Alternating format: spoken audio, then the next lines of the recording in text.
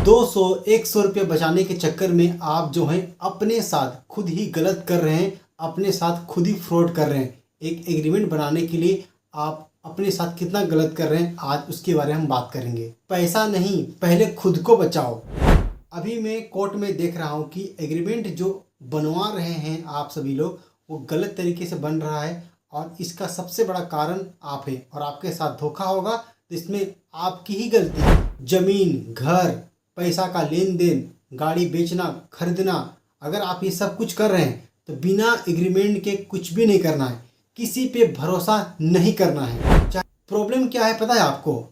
सबसे बड़ा है कि आप गलती कर रहे हैं, उन लोगों से एग्रीमेंट कर रहे हैं जिन्हें कानून के बारे में ठीक से जानकारी नहीं है। आप चल जाते हैं किसी ब्रोकर, मुंशी या टाइपिस्ट के पास, उन्हें जानकारी नहीं होता है। वो क्या करते हैं, टाइपिस्ट के पास जाइएगा आप, वो सिर्फ नाम आपका एडिट करेगा, बस कुछ एडिट करेगा और आपको जेरॉक्स करके दे देगा, आप साइन करा लेंगे, आप खुश हो जाएंगे। लेकिन आप कितना बड़ा गलती कर रहे हैं, आप इस चीज़ को नहीं समझ रहे। क्योंकि एग्रीमेंट जब होता है तो सारा चीज़ को सुन करके, समझ करके, सारा टर्म्स और कंडीशन को लिखना होता है अच्छी तरीके से। और हर कहानी अलग अलग होता है हर केस का, ठीक है। आपका लेन देन, जमीन बिक्री, गाड़ी, सबका अलग अलग कुछ चीज़ होता है।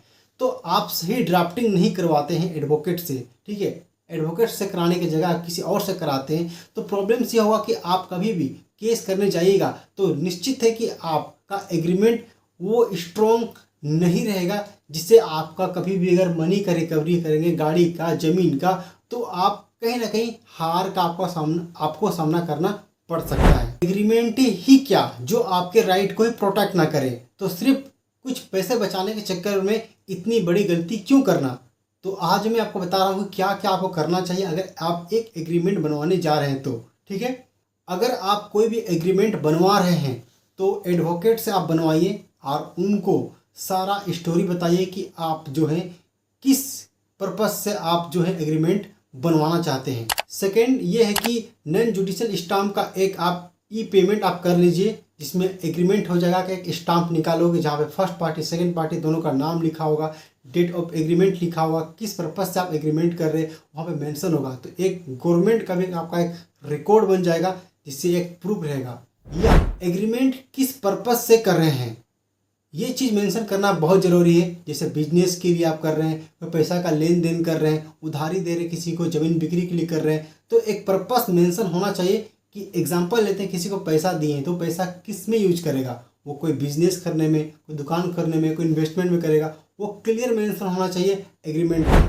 एग्रीमेंट में टाइम ड्यूरेशन फिक्स होना चाहिए कि एग्रीमेंट कब से स्टार्ट होगा, कितना दिन में ख़त्म होगा, एग्रीमेंट का वैलिडिटी क्या होगा, ये मेंशन करना होगा। एग्रीमेंट दोनों पक्षों के आपसी सहमति और स्वच्छ मन से बनना चाहिए ताकि किसी भी तरह का कोई दिक्कत ना हो।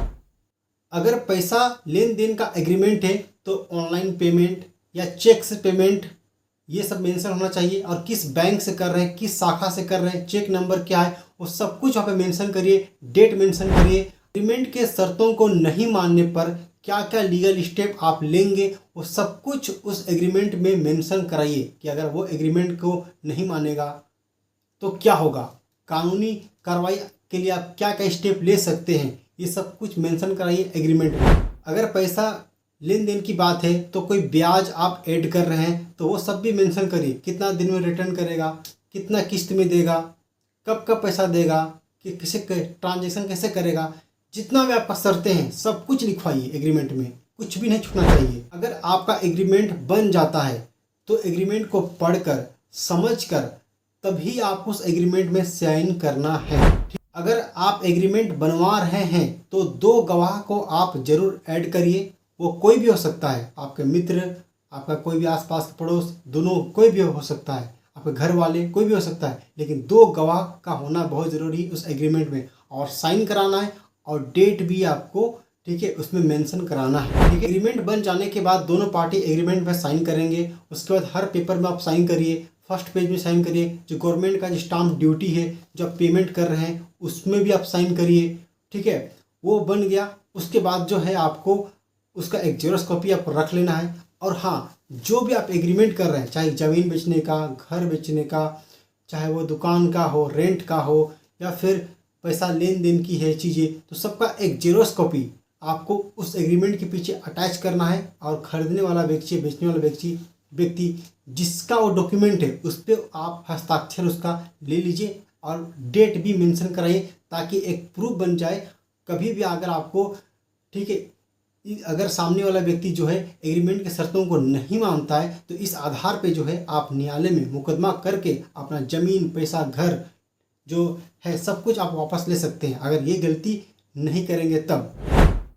ओवरऑल इस वीडियो में आपको समझाना था कि एग्रीमेंट अगर कुछ भी आप कर रहे हैं तो सोच समझ के करिए, कोई वकील से बनवाइए, किसी से मत बनवाइए। अगर कोई भी ज़मीन या कुछ भी आप ले रहे हैं, खरीद रहे हैं, बेच रहे हैं, कुछ भी, तो एग्रीमेंट करना बहुत ज़रूरी। इस बात को भी मैंने समझाया, एग्रीमेंट में क्या क्या चीज़ आपको ऐड करना है उसके बारे में आपको एक बेसिक सिंपल पॉइंट जो है, मेजर पॉइंट है, उसको मैंने बताया। अगर वीडियो आपको अच्छा लगे तो वीडियो को लाइक, चैनल को सब्सक्राइब करना मत भूलिए।